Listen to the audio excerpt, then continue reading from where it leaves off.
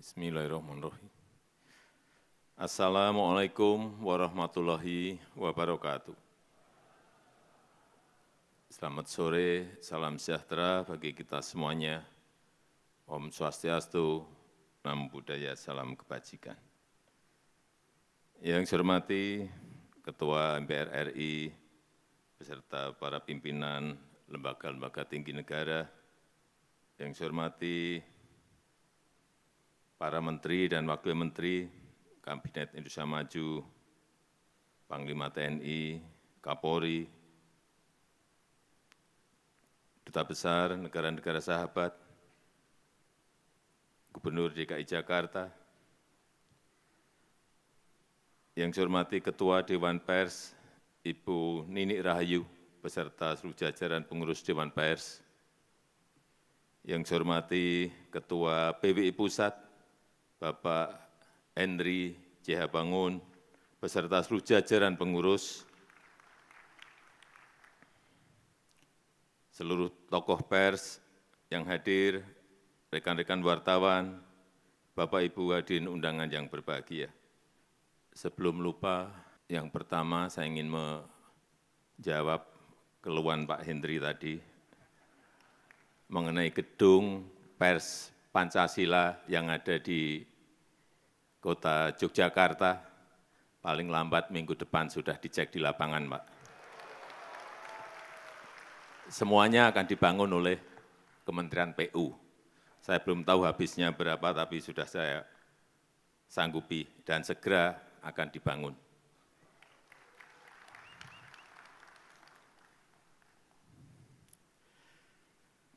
Pertama-tama, atas nama rakyat, atas nama pemerintah, saya menyampaikan selamat Hari Pers Nasional 2024, dan saya juga mengucapkan terima kasih kepada seluruh insan pers yang secara konsisten menemani masyarakat dalam kehidupan berdemokrasi.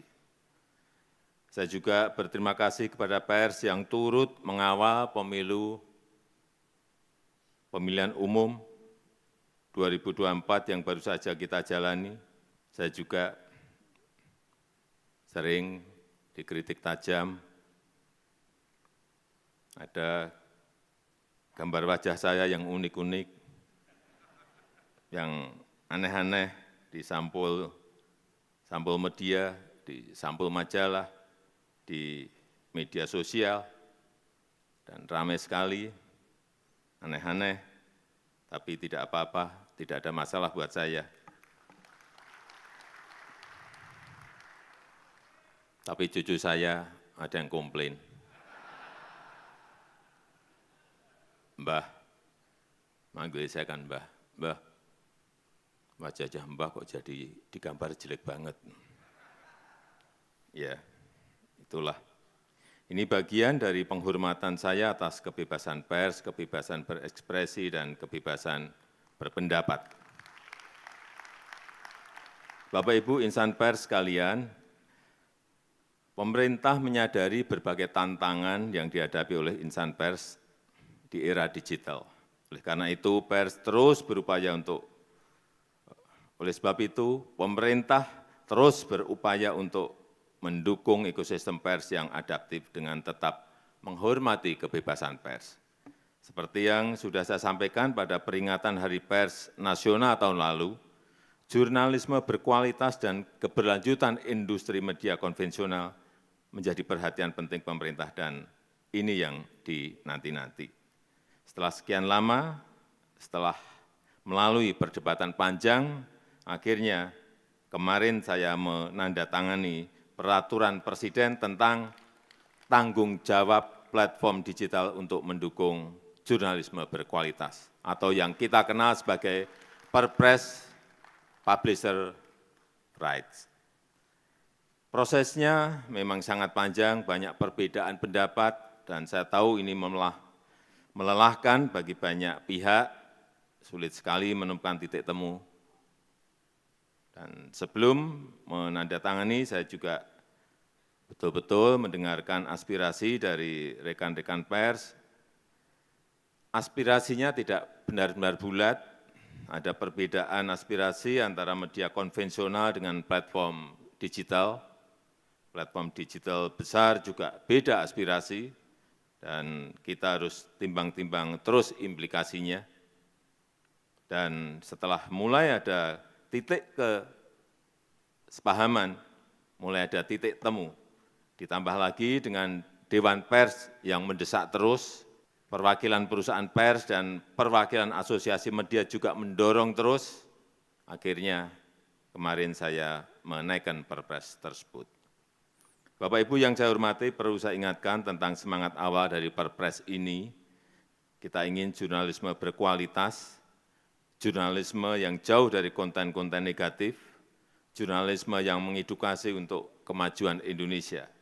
Kita juga ingin memastikan keberlanjutan industri media nasional, kita ingin kerjasama yang lebih adil antara perusahaan pers dan platform digital, kita ingin memberikan kerangka umum yang jelas bagi kerjasama perusahaan pers dan platform digital. Perpres ini sama sekali tidak dimaksudkan untuk mengurangi kebebasan pers. Saya tegaskan bahwa publisher rights lahir dari keinginan dan inisiatif insan pers. Pemerintah tidak sedang mengatur konten pers. Pemerintah mengatur hubungan bisnis antara perusahaan pers dan platform digital dengan semangat untuk meningkatkan jurnalisme yang berkualitas. Kemudian perlu saya ingatkan juga tentang implementasi Perpres ini. Kita masih harus mengantisipasi risiko-risiko yang mungkin terjadi, terutama selama masa transisi implementasi Perpres ini.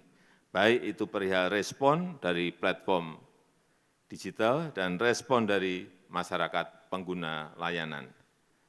Terhadap perusahaan pers yang saya tahu sedang menghadapi masa-masa sulit di era platform digital ini, pemerintah juga tidak tinggal diam, pemerintah akan terus mencari solusi dan juga kebijakan afirmatif untuk perusahaan pers di dalam negeri. Saya juga meminta Menkominfo agar memprioritaskan belanja iklan pemerintah untuk perusahaan pers. Ini berkali-kali saya sampaikan, minimal untuk bantalan jangka pendek. Memang ini tidak menyelesaikan masalah secara keseluruhan. Perusahaan pers dan kita semua tetap harus memikirkan bagaimana menghadapi transformasi digital ini. Dan kepada rekan-rekan kreator konten yang kabarnya khawatir terhadap Perpres ini, saya sampaikan bahwa Perpres ini tidak berlaku untuk kreator konten. Silahkan dilanjutkan kerjasama yang selama ini sudah berjalan dengan platform digital. Silahkan lanjut terus, karena memang tidak ada masalah. Bapak Ibu insan pers yang saya banggakan, terakhir saya ingin menitip dua pesan. Pertama, pers harus tetap menjadi salah satu pilar penjaga demokrasi. Pers harus menjadi rumah bersama untuk menjernihkan informasi. Beritakanlah fakta-fakta apa adanya, tapi bukan mengada-ada, bukan asumsi-asumsi, bukan seolah-olah ada.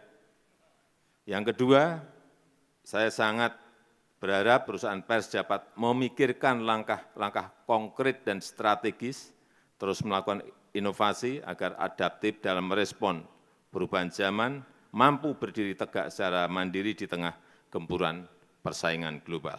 Saya rasa itu yang ingin saya sampaikan dalam kesempatan yang baik ini. Terima kasih. Wassalamualaikum warahmatullahi wabarakatuh.